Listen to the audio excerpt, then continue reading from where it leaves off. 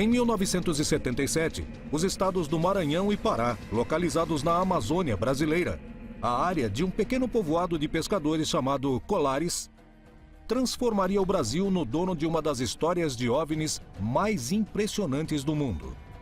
A importante quantidade de testemunhas, as evidências físicas, as imagens gravadas, a enorme participação militar na região, a documentação de estranhos sintomas na população e o segredo militar guardado durante mais de 20 anos tornaram a Operação Prato em um enigma que, segundo os ufólogos e o militar responsável pela investigação, demonstrou definitivamente a presença de seres de outros planetas na Terra. Houve um fato que não se repetiu em lugar algum do mundo, que era uma manifestação de discos voadores, de naves extraterrestres de vários tamanhos. As pessoas viam esse fenômeno, as luzes vinham à noite, raramente de dia, e elas passaram de uma hora para outra a serem mais ativas. Elas começaram a vir mais intensamente e começaram os ataques. No início eram 2, 3 pessoas por semana, depois já eram 15, 20, daí já eram dezenas. Começou a haver, na verdade, pânico. As pessoas passaram a relatar, por exemplo, que esses objetos, ao se aproximarem das pessoas, principalmente à noite, projetavam uma espécie de um feixe de luz que atingia de maneira preferencial as mulheres sobre o seio esquerdo. E as mulheres, muitas vezes, desfaleciam e ficava uma marca cheia de pequenos furos. O fenômeno chupa-chupa recebeu esse nome porque as luzes pareciam atacar e sugar o sangue das vítimas. A população da ilha Colares foi a que sofreu mais ataques de chupa-chupa. Uma grande quantidade de testemunhas se tornou vítima. E eu fiquei, olha, lá na cama deitada. Não tinha vontade, sabe? Aí, quando passou umas 10 horas, eu pude me levantar, muito que eu vinha fraca de dentro do quarto, né? Aquilo estava tudo vermelho aqui. Fiquei quase 2 meses, aquilo ficou tudo roxo no meu braço aqui. Quando sentou, ficou essas 2 marcas aqui, olha. Até agora tem essas 2 marcas no meu braço.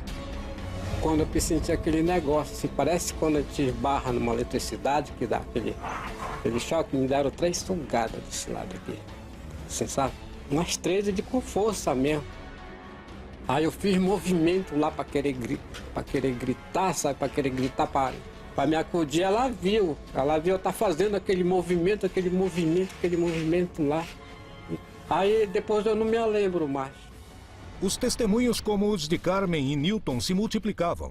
Surpreendentemente, todos os testemunhos coincidiam em dar no mesmo relato. Mesmo as pessoas que estavam em povoados muito distantes. Todos eles diziam que foram atacados por uma luz e sua descrição era muito precisa.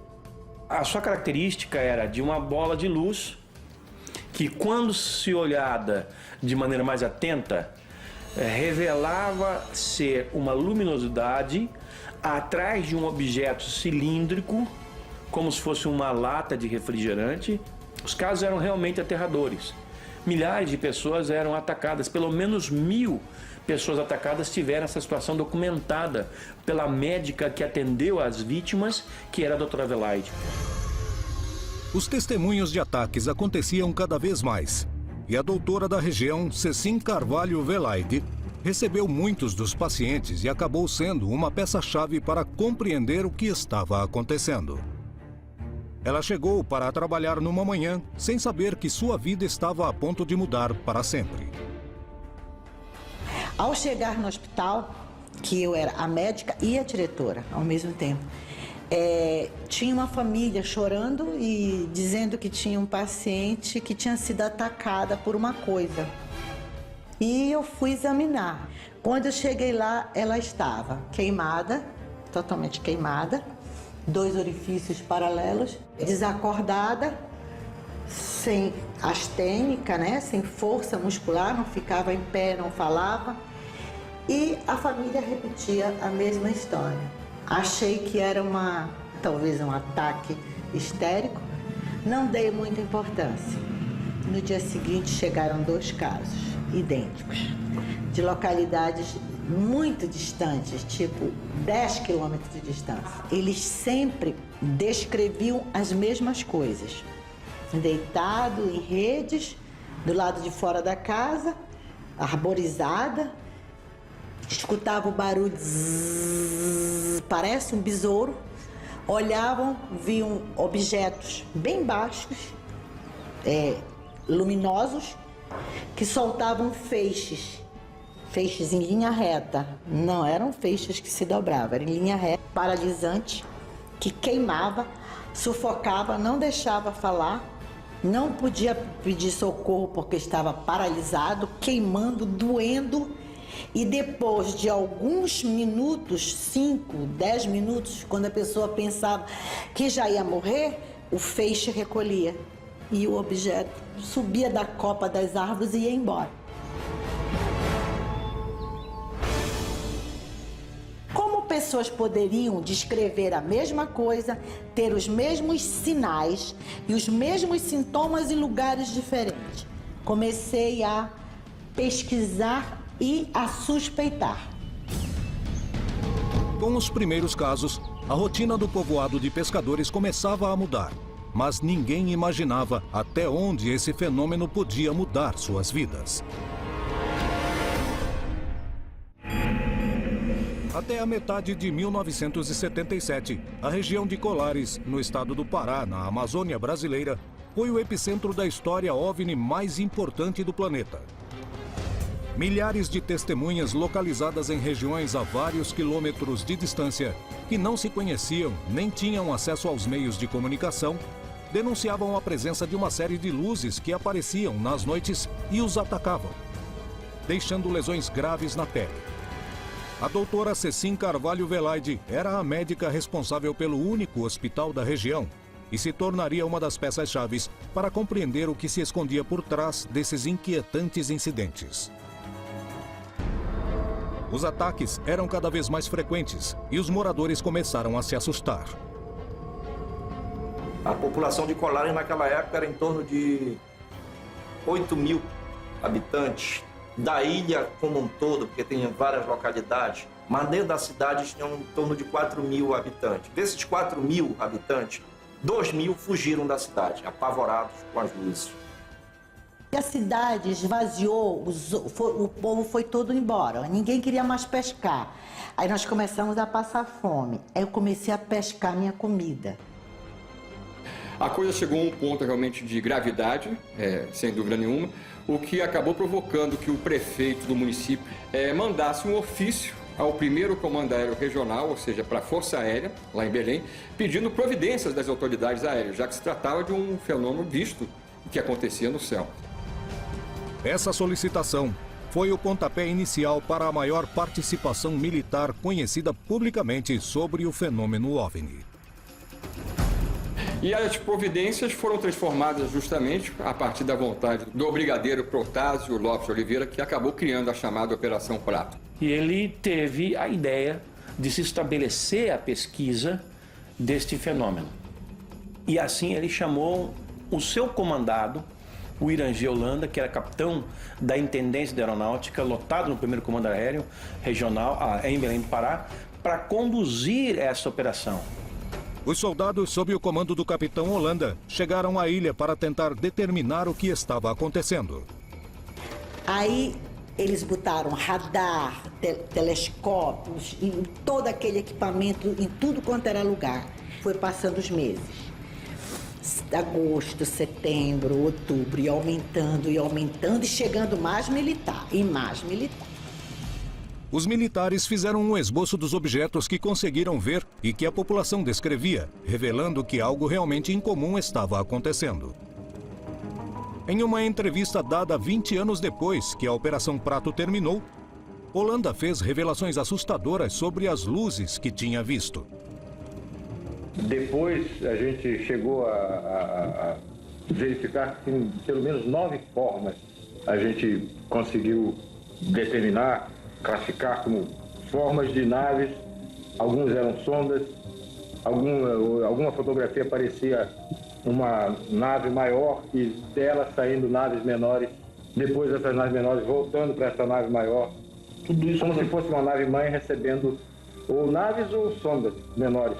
Poucos dias depois de dar essa entrevista a José Ademar Gevaer e Marco Antônio Petit, o comandante Holanda se suicidou. aumentando as dúvidas sobre o que realmente aconteceu na Ilha Colares.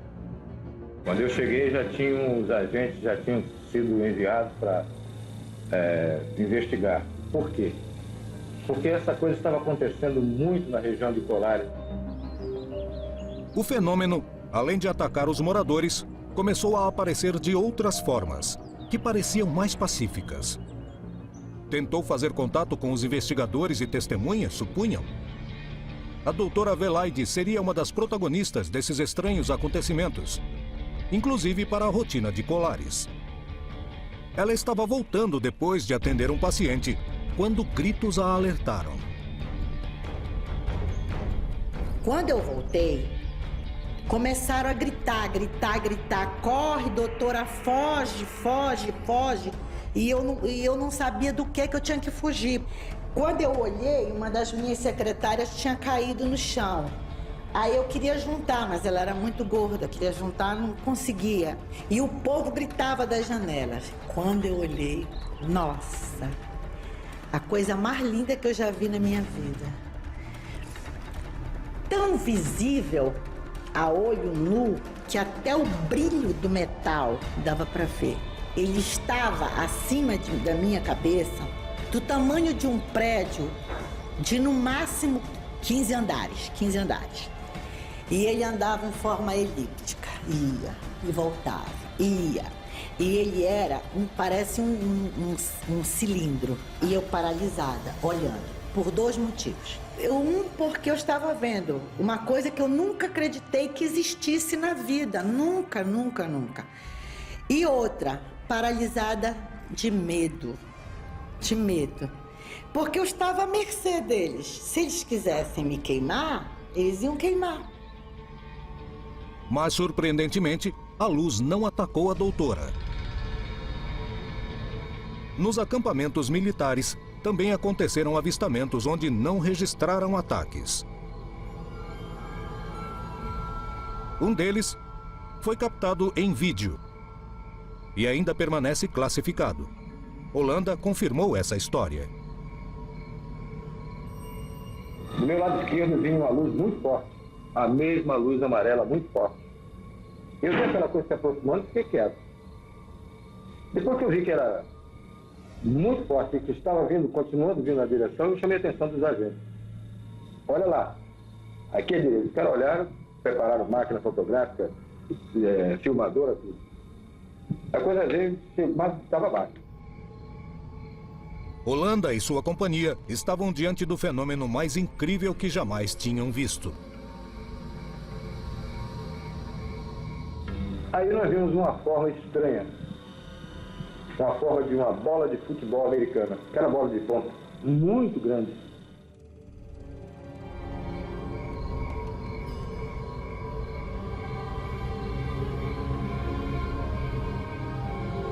A apenas 70 metros de distância, um objeto de 100 metros de altura, de cor azulada, pousou sobre as águas. Mas algo ainda mais surpreendente iria acontecer. De repente essa luz azul apagou. Rápido. E apareceu o que estava atrás dessa luz, o que estava emitindo essa luz. Aquela nave descomunal na frente deles. E eles olharam aqueles estupefactos, na descrição que me foi dada pela Holanda. Era essa bola de futebol americana que estava em pé na nossa frente. Uma bola de futebol de 100 metros de altura, parada na nossa frente. Ficou mais algum tempo, ninguém sabia o que ia daí para frente, o que ia acontecer. Holanda viajou a Belém para contar ao seu superior, Potássio de Oliveira, o que tinha acontecido. E recebeu uma resposta que até o dia de hoje causa polêmica entre os estudiosos do incidente e os testemunhos. Ele vai até o Belém e relata, muito animado, muito excitado. Comandante, tivemos finalmente o grande contato com as inteligências por trás do fenômeno. Tivemos um avistamento de receber dele a ordem de encerrar a Operação Prato. Eles foram retirados por uma ordem que eles receberam súbita, porque eles estavam todos acampados na praia e no campo de futebol. Dormiram e de manhã, 5 horas da manhã, acordei e estavam indo todos embora. No momento de maior avanço, terminava a operação militar. O que realmente aconteceu com a Operação Prato? Estaria encerrada a Operação Prato com essa decisão? Isso nunca me pareceu ter lógica. Desde a época em que eu comecei a pesquisar esse fenômeno, como é possível? O próprio Orange Holanda também não entendia. Se um dos objetivos da Operação Prato era travar contato com as inteligências por trás do fenômeno, como é possível que quando isso tenha ocorrido, a Operação Prato seja desativada? O que realmente aconteceu? Por que deixaram de investigar pelo menos oficialmente? Anos depois, os ufólogos conseguiram que uma parte da investigação fosse revelada pelo governo do Brasil. Dessa maneira, pelo menos uma parte do relato de Holanda seria comprovado por documentos oficiais, mas as filmagens jamais vieram à tona. A Operação Prato é a prova mais contundente da interação com seres de outros planetas ou foi um cenário para esconder provas de armas militares? Era uma cidadezinha esquecida e afastada. Quem sabe, quem se preocuparia, se lembraria de Colares? Alguém usando determinados dispositivos tecnológicos e equipamentos decidiu transformar essas pessoas simples e humildes em verdadeiras cobaias, em verdadeiros porquinhos da Índia. Em primeiro lugar, a causa é uma violação à soberania do Brasil pelo que estavam fazendo, porque eu não acredito que tinham autorização oficial para fazer isso. Em segundo lugar, mesmo se tivessem, de qualquer maneira, seria uma violação aos direitos humanos. A hipótese de que todos esses eventos ocorreram na região seja consequência de uma experiência militar, eu acho pouco provável, porque os próprios militares foram convocados para investigar o fenômeno. E não só a aeronáutica foi chamada, como agentes do serviço de inteligência da época, que, assim como os militares, o SNI, o Serviço Nacional de Informações, produziu documentos relatando o que ocorria na região. Na interpretação de Holanda, o que aconteceu foi um temor por parte das nossas Forças Armadas de que isso fugisse ao controle. Esse é um ponto. O segundo ponto é, a Operação Prato estava sendo monitorada pelos serviços de inteligência e pela Força Americana durante todo o tempo, que sabiam e recebiam os relatos das autoridades brasileiras a respeito desse assunto. Não nos esqueçamos que estávamos na época da ditadura e os americanos entravam e saíam daqui a hora que eles queriam. Então eles também, confirmada por algumas fontes militares, fizeram pressão para que a Operação Prato fosse encerrada. Para quê? Para que um novo grupo de pessoas assumisse essa operação num outro nível, bem mais secreta, bem mais metódica, com menor número de homens e reportando ao Serviço de Inteligência dos Estados Unidos. A chamada Operação Prato e os Chupa-Chupa são um dos casos mais importantes da história da região e do planeta que envolveram a presença de OVNIs. As provas de que algo aconteceu ali não podem ser negadas. Porém, ainda continua a polêmica sobre o que houve por trás dessa série de incidentes. Ademar Gevaert, jornalista e editor da revista UFO, decidiu voltar à ilha de Colares para ver a atual situação da região. O que descobriria ao chegar?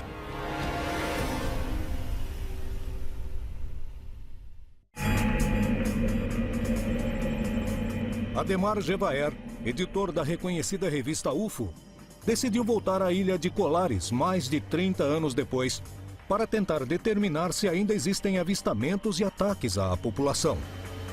O que descobriu em seu encontro com o investigador da região?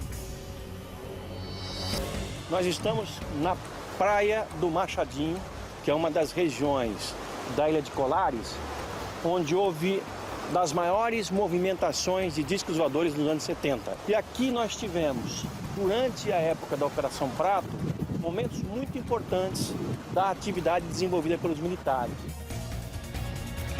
Na região da ilha de Colares, onde o capitão Holanda Lima teve seus maiores avistamentos, Gevaert se reúne com Hilberto Freitas, um jornalista e investigador que desde a década de 70 reúne as histórias de luzes estranhas que são vistas na ilha. Ele afirma que até o dia de hoje se apresentam muitos fenômenos OVNIs na região. Beto, você já teve algum avistamento aqui na Praia do Humaitá? Eu verdadeiramente não tive um avistamento, mas outras pessoas tiveram. inclusive com nave-mãe e outras naves entrando e saindo da nave-mãe. Negócio espetacular. Estão cansados de ver, sair de dentro d'água.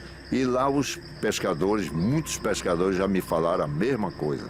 Eu acho que Colares é um dos maiores laboratórios do mundo, laboratório natural, para esse tipo de estudo e de outros tipos também. De outras coisas que continuam ainda na lista dos mistérios, né? Em Colares, não aconteceram novos ataques a seres humanos. Porém, os avistamentos continuam acontecendo até o dia de hoje. A população ainda convive com o estigma desse fenômeno ocorrido há mais de 30 anos. Ainda guardam centenas de perguntas que ninguém soube responder.